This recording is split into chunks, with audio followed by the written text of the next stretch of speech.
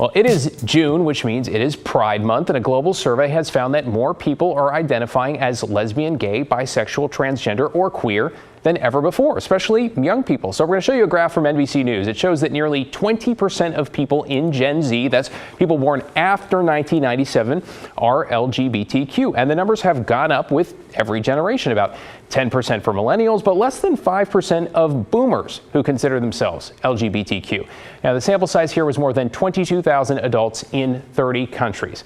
For many, this year feels different, with a record number of anti-LGBTQ laws introduced throughout the country. We're going to show you another graph. This one's from CNN. Their information is coming from the American Civil Liberties Union, and you can see a big increase, top to bottom, in legislation targeting LGBTQ rights in the last 6 years. More than 400 bills introduced in the last year. These are things like restricting access to gender-affirming care, sports, and restroom regulations, even discussing LGBTQ identities at school. Well, the Human Rights Campaign find that very few of those bills actually get signed into law. They reported that last year, 91% of proposed anti-LGBTQ laws failed to cross the finish line.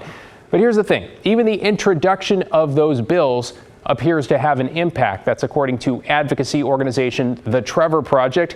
Nearly 2 in 3 young people said that hearing about potential state or local laws, especially ones that affect school, made their mental health a lot worse.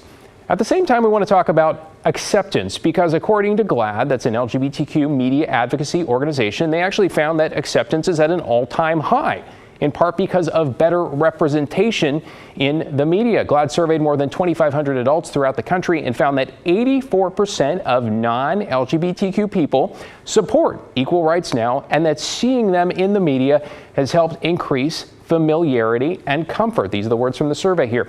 80% of people surveyed were comfortable with LGBTQ plus people at their place of worship. 74% were comfortable seeing same-sex couples hold hands, and 66% were comfortable, again according to the survey, learning someone in their family was transgender. Pride celebrations, by the way, they originated with the gay rights movement. You might have heard about the Stonewall uprising in 1969 in Greenwich Village, which was essentially a protest in New York against police brutality. But there is a whole lot more to it than that, as is typical with these things. So let's take a look at how we got here. Pride Month is celebrated each year in June to honor the 1969 Stonewall Uprising.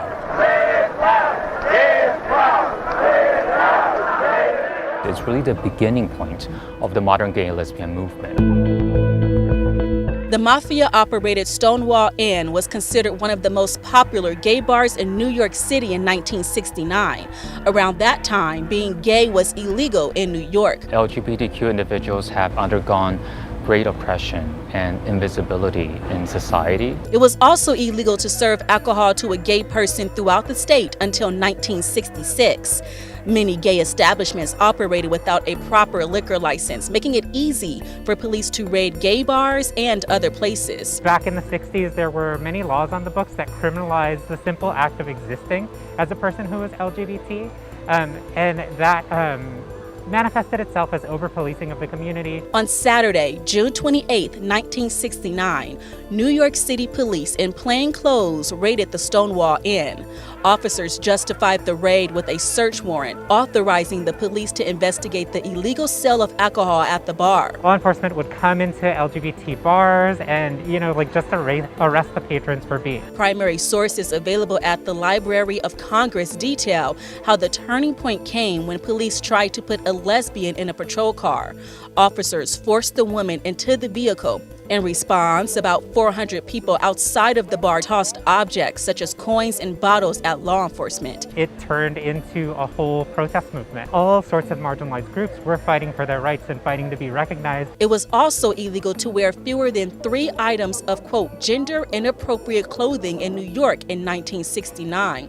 It was informally known as the 3-article rule, or 3-piece law. At Stonewall, police arrested several cross-dressers and at least 2 drag queens. They realized they needed to do something to resist these kinds of oppression. Around 4 a.m. the next day, the crowd at Stonewall dispersed. But by the evening, thousands of people showed up at the bar and in surrounding areas to fight for LGBT rights. The protests continued into the next week, with law enforcement violently clashing with protesters. They were infringing on our rights. They were arresting us. They were beating us. Over the next several days, LGBT supporters pushed the gay rights movement.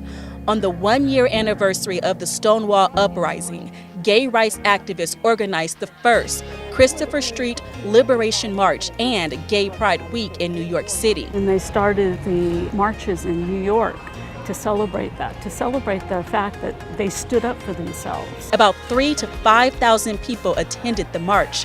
Activists in other cities, including Los Angeles and San Francisco, organized Pride celebrations too. Very quickly, it had a global impact, not only in Europe, in other parts of the non-Western parts of the world. In the U.S., the last Sunday in June was initially celebrated as Gay Pride Day to recognize LGBT people and history. The day grew over time to a month-long celebration. Pride is a celebration of all the things that the LGBTQ plus community never had. If we don't learn from the past, we're going to repeat it.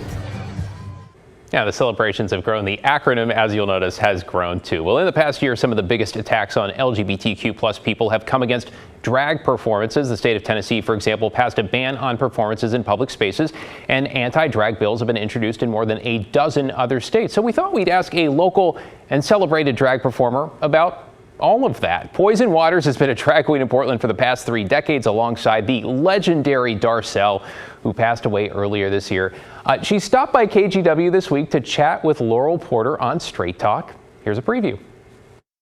What we feel is that those laws are trying to push back, take us back. You know, we say the phrase going back in the closet. To say that drag shouldn't be in public, well, that's where it used to be, underground in basements. Nobody knew about it. Well, now through all the hard work of all of the mentors and all of the heroes in our past that helped bring us to where we are today, why would we then want to throw all their work out the window and go backwards? We're not ready to do that, and I don't think we will. The folks in the other parts of the country, I do feel terrible for the other drag performers. This is what we do. We perform. We're out in public. We're out engaging with audiences that choose to engage with us. The misconception is that drag queens are just running amok, forcing ourselves into schools and churches and libraries, and that's just not the case. We're going where we're invited, and no one's required to come to the show. So folks that want to participate, come to participate, and it's all fine. Well, there are some conservative critics of drag queens who claim that the art form sexually grooms children. How would you respond to those claims? I think that's the most bizarre thing, because the folks that are saying that are the ones that have put that in their mind and put it out in the universe. No drag queen I ever met thought there's nothing sexy about this, Laurel. This is the most uncomfortable I ever am. There's nothing, I don't think, appealing about any of this in that way. It's just the furthest thing from any of our mind. We're, characters. We're like clowns. We're here to have fun. We want to educate people, entertain people. I think a lot of people watching may never have been to Darcel's show plays, Darcel 15, or to a drag show. Can you describe for us what a drag show is like for people who've never been? Sure. Darcel is so fantastic. There's a lot of clubs and a lot of restaurants and hotels and bars that do drag kind of, I'll say, pop-ups. Well, Darcel's, if the doors are open, we're having a drag show. That's what we do. And Darcel was so smart that 50 some years ago to think of it as a theater. Darcel came from a theater background, so our club is built like a theater. There's a stage and curtains and dressing room and backstage. The audience comes in, you're seated in theater seating, rows of chairs. You watch a 90-minute show, and then you leave. It's not like a traditional bar where you hang around and drink and socialize. It's not that sort of a thing. So imagine if you're going to a Broadway show or the opera or the ballet. It's the same scenario, except we're all in drag on stage. And so our show is a majority lip-sync performances, choreographed dances with groups or singles, individuals, and everybody's dressed as flamboyantly as we can. Darcel made many of the costumes that are still used in the show at the club, and every performer is different. We have a cast of 7 right now, and all 7 are completely different. So our audience always says there's a little something for everybody. Is there audience interaction? There is, again, a lesson from Darcel is how to meet people where they are, make it as a safe space. And when people say that, it doesn't just mean a safe space for LGBTQ community. We have, a Midwestern fella who's there visiting maybe his gay brother or his gay child. So we need to make it safe for them and let them feel comfortable too. We want everybody to feel seen and supported. So we are on the microphone telling jokes and interviewing people, where you're from, what's your birthday celebration, that sort of thing. And then also some of the performances with audience consent. You can, if you put a hand out, you want to come up on stage and dance with one of the performers. It's all very simple. It's practically Disneyland, but with cocktails. Well, as I mentioned, I love that. Disneyland, but with cocktails. You can catch Laurel's interview tonight with Poison Rotters on Straight Talk. That's at 7 here on KGW, or anytime on our KGW YouTube page. Happy Pride.